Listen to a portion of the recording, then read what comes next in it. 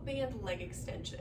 So if you thought you weren't able to do leg extensions at home because you don't have a leg extension machine, you were wrong, okay? So what we're gonna do, I'm so weird.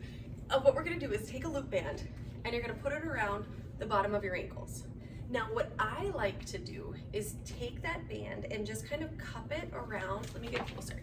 You're gonna cup it around just like the bottom part of your shoe, okay? I feel like that just like anchors it down a little bit better. To each their own, but that's what I like to do. So you have the option to, of course, just leave it at your ankles. I just feel like it rolls a lot when you do that. So this is the hardest part, is getting the loop band set up. But anchor it down at your heel, and then on the other foot, you are going to be locked in with that band right at your ankle. Now, from here, press down with the foot that has the band anchored, right? Because you don't want that band to fly. Now from here, core stays nice and tight. I like to put my hands on my hips.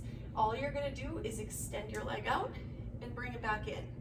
Now there's a huge core component here because you have to try to not do this, okay? And that's not easy. So this leg is gonna be lifted slightly, which is gonna turn your hip flexor on, okay? Now all of these muscles are connected. Okay, so feeling this in your hip flexor is not a bad thing, okay? That just means that we need to work them a little bit more.